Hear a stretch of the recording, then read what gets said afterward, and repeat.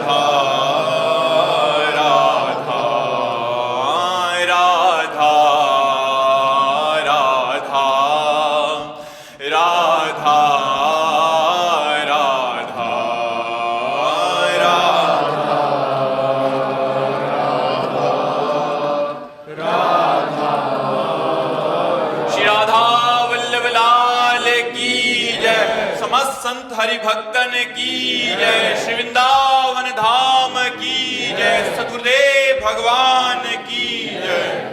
गरिमा आहूजा जी, कोटा। राधे राधे महाराज जी। महाराज जी, जीवन साथी ढूंढते समय एक पुरुष में ऐसी कौन सी विशेषताएं अवश्य देखनी चाहिए जिससे हमारा ग्रस्त जीवन सुखमय, संतुलित और पूर्ण सुखद बना रहे? हम तो यही मनाते हैं कि सबसे पहले भगवान से ही प्रार्थना करनी चाहिए कि मुझे पवित्र संयमी जीवन साथी दीजिए, क्योंकि आजकल बेविचारी बच्चियां और बच्चे सब हो रहे हैं। ये जो बॉयफ्रेंड गर्लफ्रेंड है ना, ये बेविचार प्रवृत्ति तो है।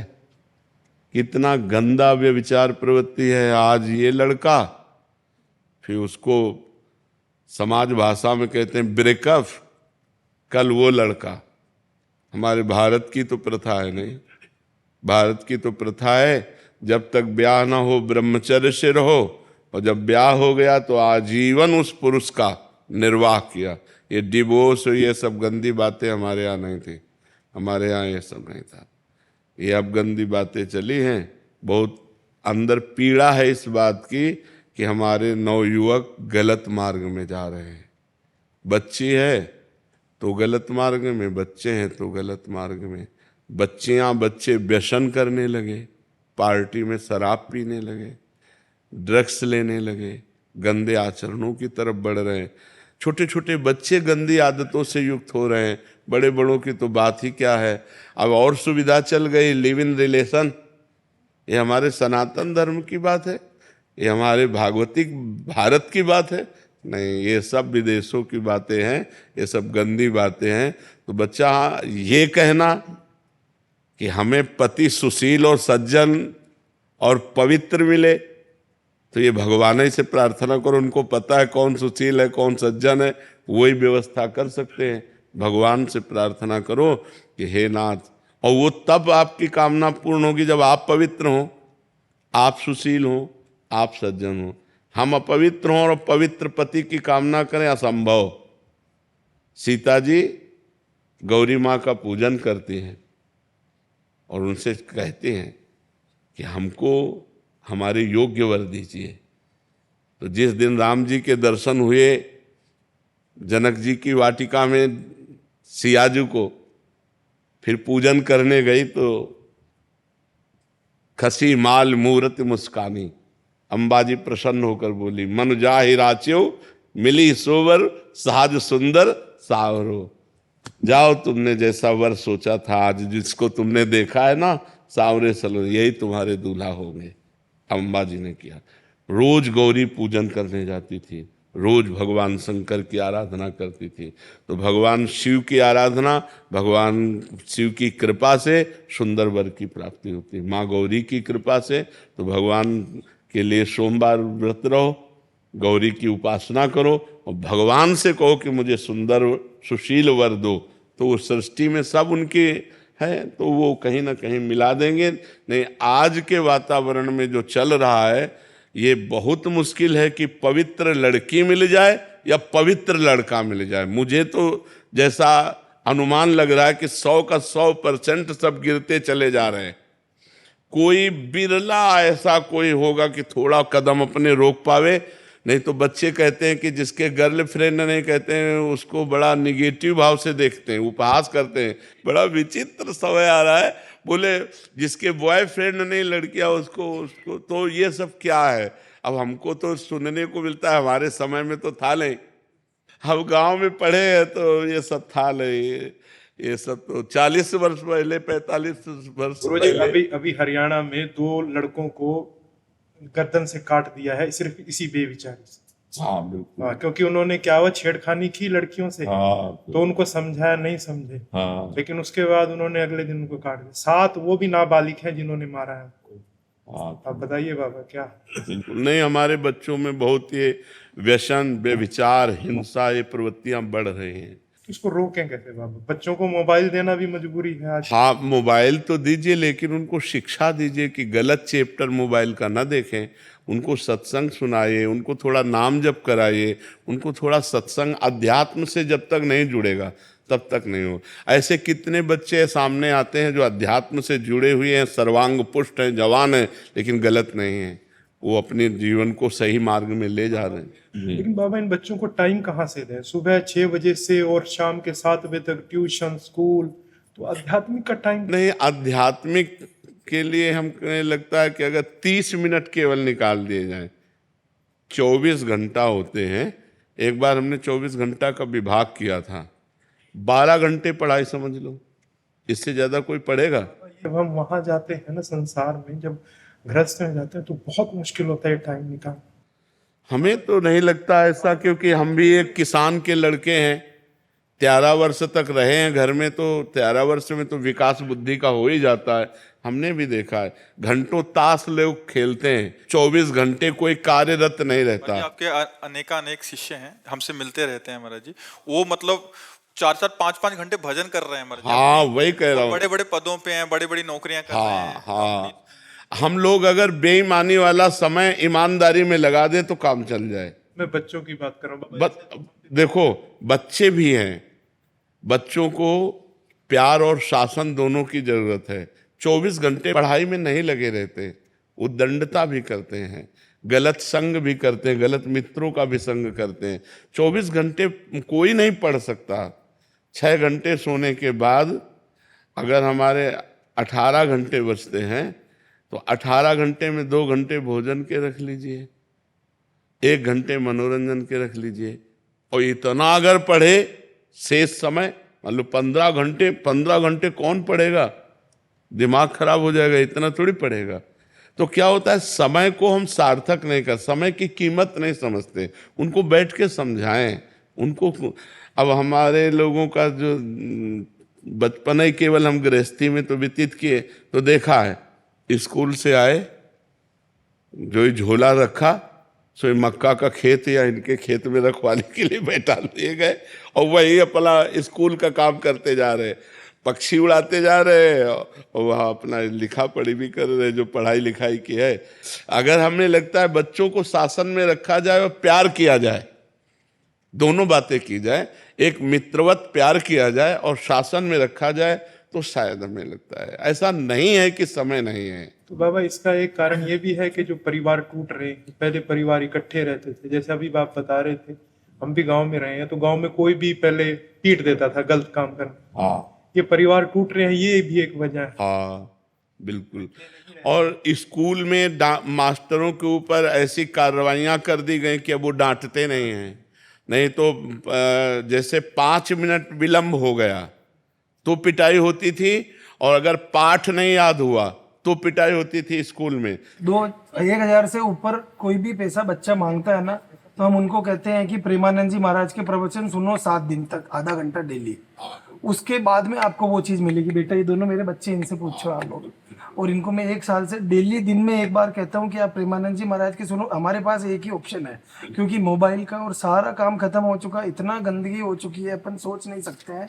लेकिन आपके आशीर्वाद से देखो बच्चे भी तिलक लगाए हैं, आपके बच्चे। तिलक बाबा सबसे बड़ी चीज है महाराज की। इनका 1,000 रुपए से इनको कोई भी चीज ऊपर चाहिए तो इनको सुनते ही है। अब इनके एक समस्या आ रही है बाबा कि इनको शुद्ध हिंदी समझ में नहीं आती है। हम अगर समझाएंगे तो हमारे मुंह से इनकी कोई भी बात समझ में नहीं आएगी। आपकी बात के थोड़ा सा अनुसरण करेंगे ये। भगवान कृपा करें बच्चों की बुद्धि शुद्ध हो। माधव जी। हरवंश महाप्रभु जी। महाराज जी आपके चरणों में कोटि कोटि नमन। गुरुदेव, नाम रूपी धन और प्रभु स्मृति हमेशा याद रखिए। नाम रूपी धन राधा वल्लभ, श्री हरिवंश और स्मृति भोलेनाथ हैं। आप कहते हैं तत्व एक है, रूप अनेक हैं। गुरुदेव, क्या इस मार्ग से भोलेनाथ जी और भगवत प्राप्ति हो जाएगी? मतलब अंदर नाम चल रहा है राधा वल्लभ श्री हरिवंश और इष्ट और स्मृति में भोलेनाथ जी। हाँ, अगर आप राधा राधा राधा राधा राधा वल्लभ श्री हरिवंश नाम जप कर रहे हैं और भगवान शंकर की प्राप्ति चाहते हैं तो भगवान शंकर मिल जाएंगे। भजन बल एकत्रित हो जाए, जो चाहोगे वो प्राप्त हो जाएगा। जिस रूप में चाहोगे उस रूप में भगवान मिल जाएंगे। जाकी रही भावना जैसी, प्रभु मूरत देखी तिन तैसी। अगर हमारी भावना है कि हमें भगवान शंकर का साक्षात्कार हो जाएगा। नारायण का जप कर रहे थे मार्कंडेय जी और भगवान महादेव बिना चाहे आ गए। पार्वती जी के सहित नंदी पर सवार उनको दर्शन दिए और कृतार्थ किया, बिना मांगे आशीर्वाद दिए। जो भगवान श्री हरि का भजन करता है तो भगवान शंकर उस पर बहुत प्रसन्न होते हैं। तो राधा वल्लभ श्री हरिवंश नाम जप करे, यदि भगवान शिव की प्राप्ति चाहे तो निश्चित प्राप्ति हो जाएगी, इसमें कोई संशय नहीं। खूब नाम जप करें। संदीप कुमार जी। श्री हरिवंश महाराज जी। महाराज जी, क्या पूर्ण शरणागति की स्थिति होने के लिए किसी परिस्थिति का होना जरूरी है? क्या कृपा या और तरह की सच्ची तो शरणागति? कृपा होती ही ऐसी है, क्योंकि सुख पूर्वक शरणागति नहीं होती।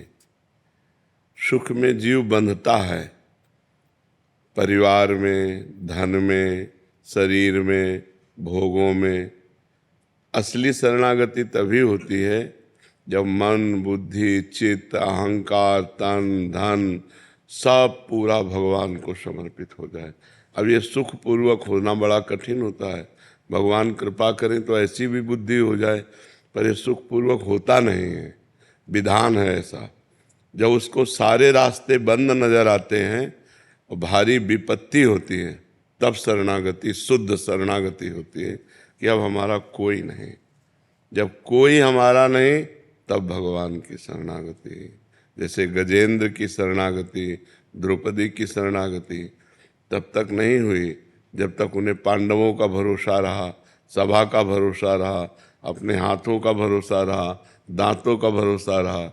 जब देखा कि अब बिल्कुल, तब हा गोविंद हा द्वारिकावासिन। हृदय से पूर्ण शरणागति।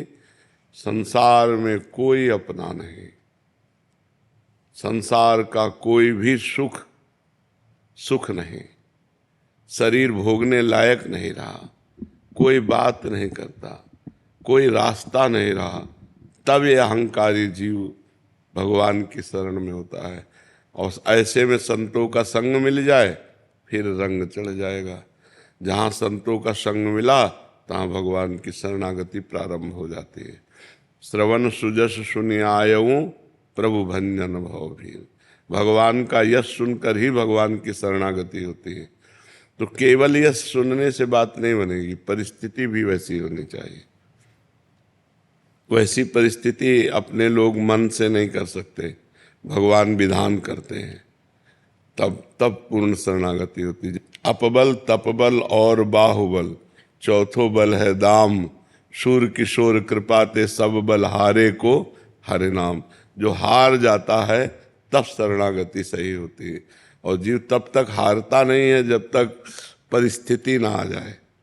कोई शरणागत कहाँ शरणागत, सब सुन तो रहे। देह हमारा, तन हमारा, मन हमारा, इंद्रियां हमारी, भोग हमारा, परिवार हमारा, सब कहने को है कि सब कुछ भगवान का है, लेकिन अंदर से शरणागति हो जाए, जबान से भले तुम अपना को कोई फर्क नहीं पड़ता, अंदर से हृदय से भगवान की शरणागति तभी होती है जब भगवान ऐसी कृपा करते हैं, ऐसी परिस्थिति दे देते हैं। जी। अंश जी यमुनानगर से। राधे राधे महाराज। राधे राधे महाराज जी। महाराज जी मेरी आयु 16 वर्ष है। मेरे पिता जी आपसे दीक्षित हैं। एक दिन आपके एकांतिक वार्तालाप सुनते हुए मैंने नाम जप से भगवत प्राप्ति होती है इस बात को अपने पिताजी से पूछा कि भगवत प्राप्ति होती क्या है। उन्होंने जवाब दिया कि जब हम परम पिता परमात्मा जिसके हम अंश हैं उनसे मिल जाते हैं तो उसे भगवत प्राप्ति कहते हैं। पर उसके बाद क्या होता है ये बात मेरे को ठीक से समझ नहीं आई। तो मैंने पिताजी से पूछा कि उन्होंने आपका नाम ले दिया कि आप उन्हीं से पूछिएगा भगवत प्राप्ति के बाद क्या होता है। हमारा हृदय आनंद चाहता है, सुख चाहता है, और वो भूल से विषयों में लगा। अभी तुम बच्चे हो, जो ये लोग हैं पूरा जीवन विषय भोगते हुए हो गया, क्या आज लगता है कि मैं सुखी हूँ? वही तृष्णा, वही भोगने की फिर इच्छा, तो पूरा जीवन हो जाता है मनुष्य को भोगते हुए, कभी तृप्ति नहीं मिलती। हम आनंद चाहते हैं, शाश्वत आनंद चाहते हैं, नित्य आनंद चाहते हैं और परमानंद चाहते हैं जिसमें दुख का लेश न हो। वो है भगवान। जो आनंद सिंधु सुख राशि, सीकर तय त्रैलोक सुपासी। आनंद समुद्र भगवान है। जब हम भजन करते हैं और भोगों का त्याग होता है और आनंद समुद्र भगवान से मिलते हैं, तो जैसे तरंग समुद्र में मिल गई। अब तरंग तरंग नहीं, समुद्र हो गई। जानत तुम्हें तुम्हें हो जाए। वो स्वयं भगवदा आनंद में डूब करके भगवत स्वरूप हो जाता है। जन्म मरण के भय से, नाना प्रकार की विपत्तियों से, नाना प्रकार के दुखों से, नाना प्रकार के कामनाओं की जलन से जीव मुक्त हो जाता है। समझ पा रहे हो? तो खूब नाम जप करो, ये आगे भगवान खुद अनुभव करा देंगे। ये अनुभव गम्य है, ये वाणी से इसका क्या वर्णन करें। भगवदानंद का वर्णन तो बहुत दूर की बात है, विषयानंद का वर्णन नहीं हो सकता। आप एक चीज कोई खा लो तो पूछे कैसी, बोले बहुत अच्छी। मान लो गुलाब जामुन पाओ, कैसा है? बोले मीठा है। कैसा मीठा है? बोले बहुत मीठा है। इसके आगे तीसरी बात होगी कि आप खा के देख लो। जब विषयानंद का वर्णन नहीं हो सकता तो भगवदानंद तो बहुत अनिर्वचनीय है, उसको कैसे वर्णन किया जाए। वो तो अनुभव गम्य भजें जय संता। अनुभव गम्य है, जितना भजन करोगे उतना अनुभव होता जाएगा। जी। ऋतु गौर जी। राधे राधे। राधे राधे महाराज जी। महाराज जी क्या हमारे अलग अलग पंथ के विभिन्न गुरु हो सकते हैं? हाँ, क्यों नहीं। भगवान की विभिन्न उपासना है।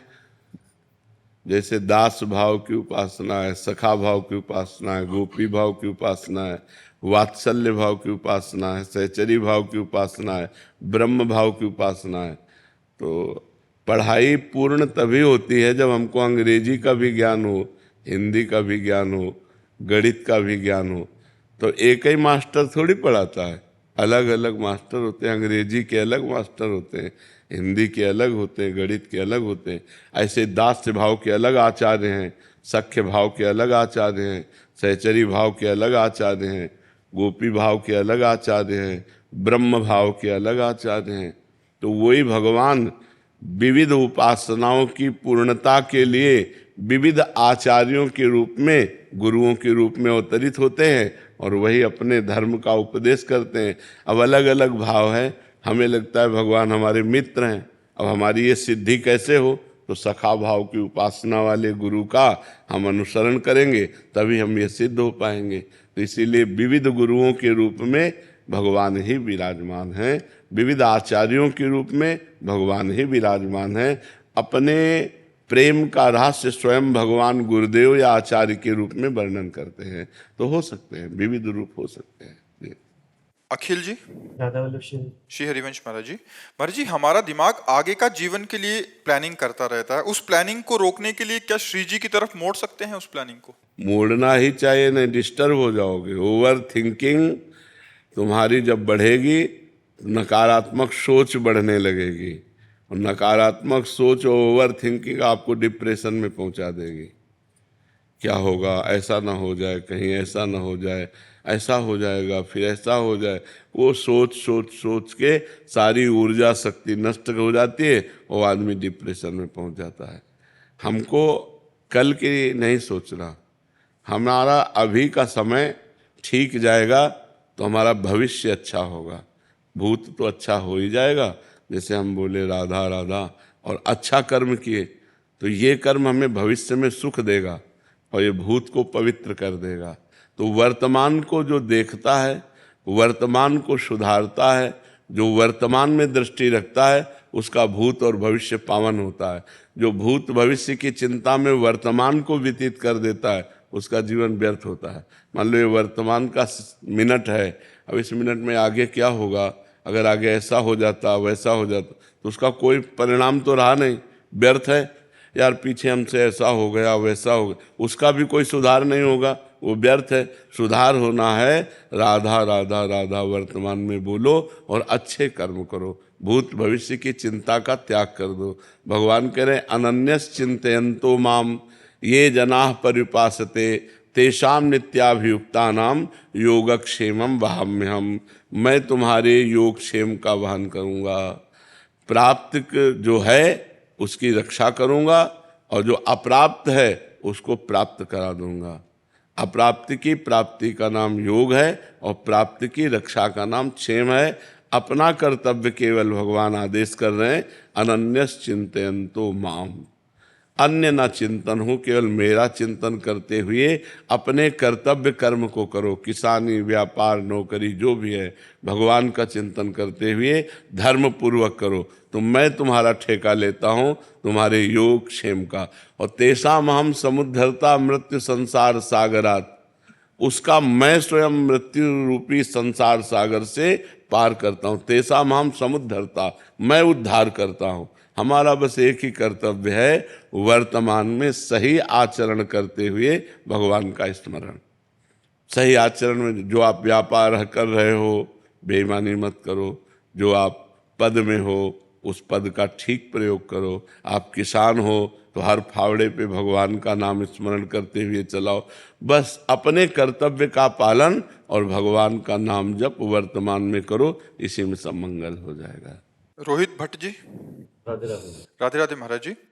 महाराज जी आपके चरणों में कोटि कोटि प्रणाम।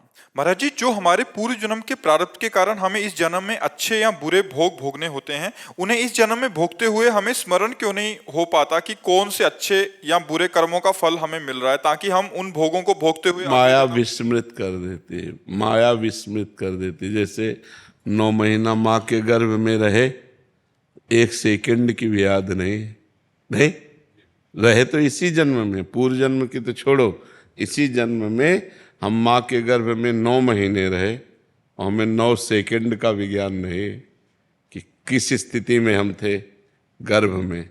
इसके बाद परसों आपने दोपहर में क्या खाया था? देखो माया विस्मृत कैसे कराती है कि अभी परसों की बात है, तो आपको सोचना पड़ेगा।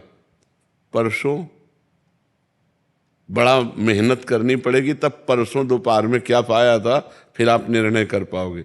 ऐसा है माया का विस्मरण जाल, वो हमारे हर बात को विस्मृत कराती जाती है। फिर तो वो पीछे के जन्म की बात है। इसी जन्म में मान लो अभी पूछा जाए 3 दिन पहले आप इस समय क्या कर रहे थे, तो आपको सोचना पड़ेगा। 3 दिन पहले 3 बजे बहुत दिमाग लगा, फिर आप सही निर्णय कर। 3 दिन वाली बात तो जन्म और जन्मांतर, ये तो बहुत, ये माया की चाल ऐसी है तो विस्मृत कराती जाती है। और भक्ति की चाल ऐसी है कि स्मरण कराती है। तो अब जैसे आप भजन करो और भगवान में चित्त जुड़ने लगे, माया से ऊपर उठने लगे, तो आपको ज्ञान होने लगेगा। पूर्व जन्म में हम ये थे, हमारे द्वारा ये आचरण हुआ, उसका ये फल हुआ, ये आचरण हो। जितना आप भजन के द्वारा पवित्र होते जाएंगे, उतने आपको स्मृति जागृत होती जाएगी, और जितना आप माया में लिप्त होते जाएंगे, उतने विस्मृति होती जाएगी। ये माया का खेल है, जो जन्म जन्मांतरों की कर्मों का विस्मरण करा के हमको आसक्त किए हुए इस शरीर में। ये भी शरीर छूटेगा, बहुत शरीर छोड़ दिए, ये भी शरीर छूटेगा, पर ऐसा नहीं लगता कि ये छूटेगा। नहीं, मरना है, दूसरों को देखते हैं मरते हुए, लेकिन अपने ऊपर नहीं आता कि हम भी मरेंगे, हमारा भी सब छूट जाएगा। तो हम ऐसी कमाई कर लें जिससे हम परलोक में आनंद उठावें। तो जिसको ये ज्ञान हो जाता है वो भजन में लग जाता है, पाप कर्म का त्याग कर देता है, अच्छे कर्म करने लगता है। तो ये माया भगवती हैं जो विस्मरण कराए हुए, दैवी हेषा गुणमयी, जो त्रिगुणमयी माया है, दुरत्यया, ये तरने में नहीं आती, बहुत कठिन है। जो भगवान की शरण में हो गया और भगवान का नाम जप करने लगा वही पार हो जाता है। तो माया के कारण हमारा स्मरण ढक गया है, इसलिए हमको ज्ञान नहीं होता कि किस कर्म का ये दुख मिल रहा है और किस कर्म का ये सुख मिल रहा है। ये ज्ञान इसीलिए नहीं हो पा रहा। अगर आप खूब भजन करें तो फिर पता चलने लगता है आप कौन हैं, क्या हैं, क्या थे, क्या नहीं। अपना तो चल ही जाता है, दूसरों को पता चल जाता है, पर अगर ये सब जानना शुरू कर दे तो फिर भगवान की प्राप्ति नहीं होती। भगवान की प्राप्ति के लिए ये सिद्धियां भी छोड़नी होती हैं। ये सिद्धियां हैं, लाख कोष से कौन व्यक्ति क्या संकल्प करके चल रहा है, तुम क्या सोच करके आए हो, तुम्हारा नाम क्या है, तुम्हारे मन में क्या चल रहा है, कई रूप बना लेना, कई जगह एक ही समय में उपस्थित हो जाना, आकाशचारी दिव्य महापुरुषों से बात करना, ये सब सिद्धियां हैं। अगर इनको स्वीकार कर ले तो भगवान की प्राप्ति नहीं होती। इसलिए जितने भगवान के प्राप्त करने वाले हैं वो सब बिल्कुल दैन्य रहते, पिट जाते हैं, लेकिन कोई अपनी तपस्या का प्रयोग नहीं करते। साधारण आदमी अपमान करके चला गया, वो चुपचाप सह लिए, क्योंकि भगवान की प्राप्ति करनी है। बड़े भूमा पुरुष भगवान की प्राप्ति के लिए ये सब सहना होता है। तो माया भगवती का कार्य है विस्मरण करा देना। समझ पा रहे हैं आप जी? डॉक्टर पूजा साक्य जी भोपाल से। राधे राधे गुरु महाराज। राधे राधे महाराज जी। महाराज जी, यदि कोई गर्भवस्थी स्त्री अपने गर्भकाल व संतान प्राप्ति के बाद श्रीमद् भगवत गीता में बताए गए भगवत प्राप्ति के मार्ग, इनका कहने का भाव है कि अगर ज्ञान मार्ग, कर्म मार्ग, भक्ति मार्ग में से किसी एक का अनुसरण करने चलते हैं तो क्या भगवत जो उनकी जो संतान होगी तो वो किसी, जैसे भक्ति मार्ग का इनको बालक चाहिए तो भक्ति मार्ग के विषयक पढ़ना और उसी विषयक, या कर्म मार्ग? बहुत उसमें संस्कार बदलने के लिए पहली बात है कि वो बालक प्रारब्ध से प्रेरित होकर आया है, उसका कई जन्मों का कर्म संस्कार उसके साथ है। वो कोई ऐसा नहीं है कि नवीन है, वो बहुत पुराना है, शरीर उसका नवीन है। नहीं देखते कि कोई ज्ञानी पैदा हो रहा है, कोई अज्ञानी पैदा हो रहा है, कोई गर्भ में ही नष्ट हो जाता है, कोई बाहर आके नष्ट हो जाता है, कोई बाहर आके बड़े भयानक रोगों से ग्रसित होता है। छोटा बच्चा है, अभी 500 शुगर है उसकी, ये परेशानी वो परेशानी, लकवा मार गया, बड़ी परेशानियाँ, ये सब पूर्व का कर्मों का है। तो अगर हम चाहें कि अब वो पूर्व कर्म का पापाचरण अधिक करने वाला संस्कारी है, अब हम चाहें कि उसे ज्ञानी पैदा कर दें तो नहीं पैदा कर सकते।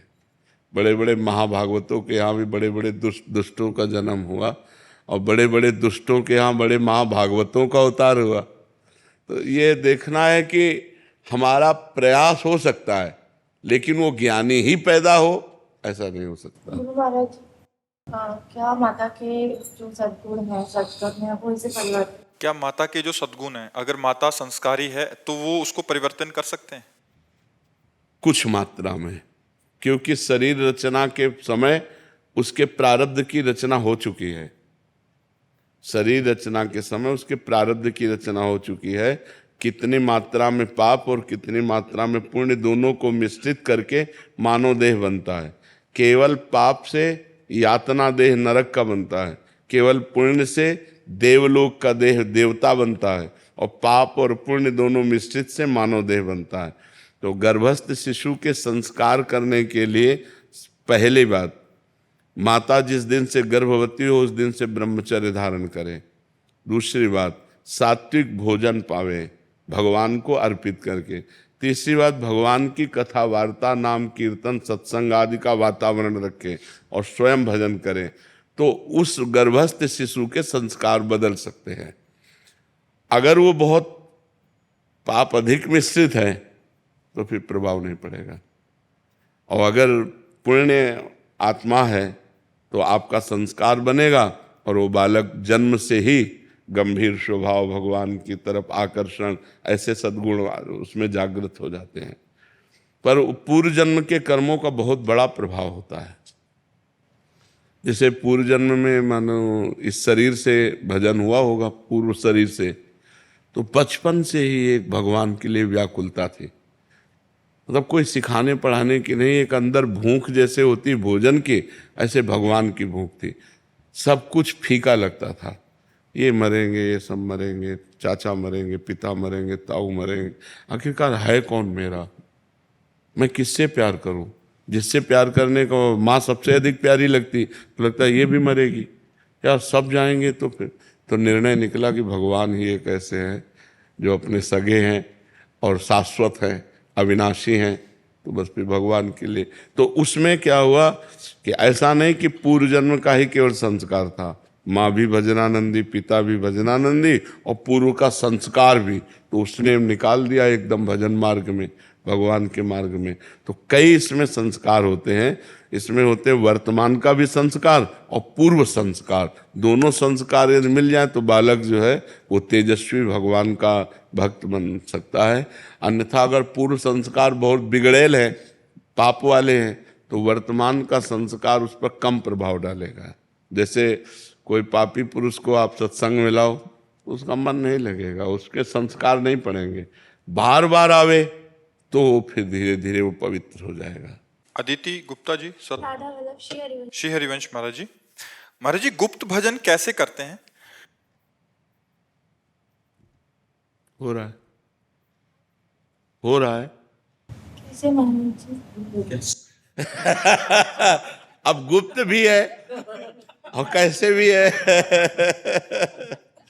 आपने पूछा गुप्त भजन कैसे हो रहा है, हम चुप हो गए। ऐसे होता है। वो गुप्त कैसे है महाराज?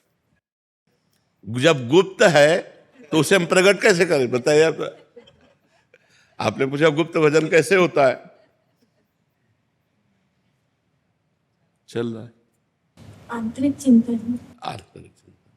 पहले वाचिक नाम जप किया जाता है, फिर उपांशु जप किया जाता है, फिर मानसिक होने लगता है।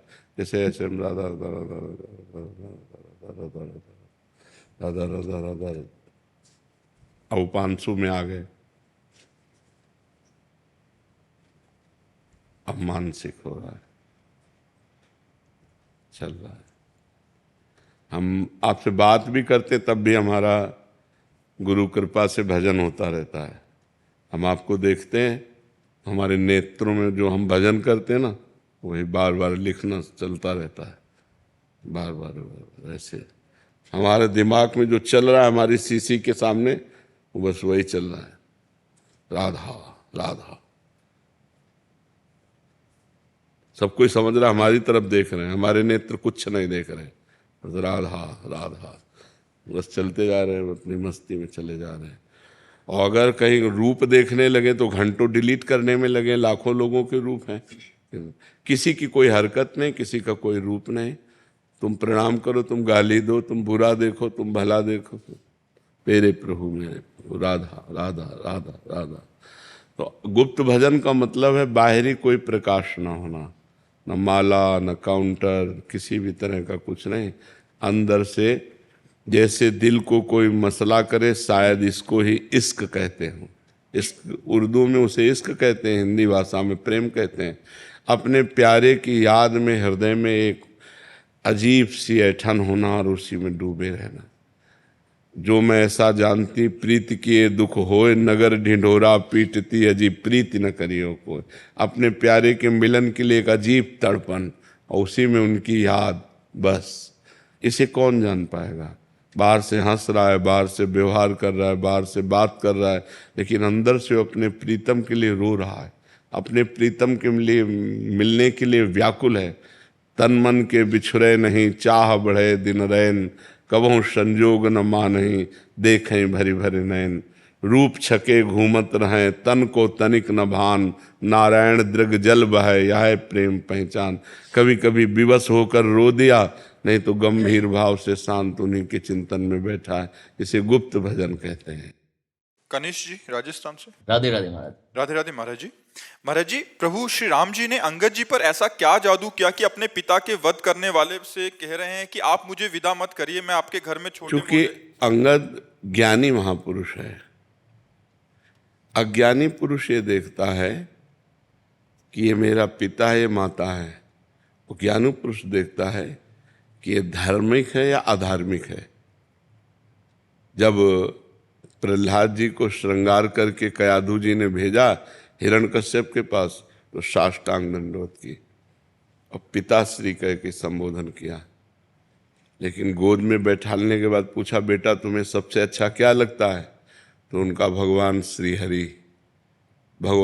हरि की नवधा भक्ति, श्रवणम कीर्तनम स्मरणम विष्णुपाद सेवनम अर्चनम वंदनम दास्यम सख्यात्मनिवेद, उठा के पटक दिया। मेरे दुश्मन का नाम लेता है तू शत्रु पक्ष का हो गया। तेरी ऐसी बुद्धि किसने बदल दी? तो कहा दैत्यराज, भाषा बदल गई, पिताश्री नहीं कहा दैत्यराज। और भगवान दुलार कर रहे हैं और उनके चरणों में मस्तक रखे हुए हैं और हिरण्यकश्यप को गोदी में लेके फाड़े हुए बैठे हुए। तो वहां पिता नहीं है, वहां भगवान का विरोधी है। ऐसे ही अंगद जी ज्ञानी महापुरुष हैं। उन्होंने देखा पिता के आचरणों को और पिता की सदगति को देखा कि ऐसे आचरण वाला भला ऐसी सदगति को कैसे प्राप्त हो सकता है।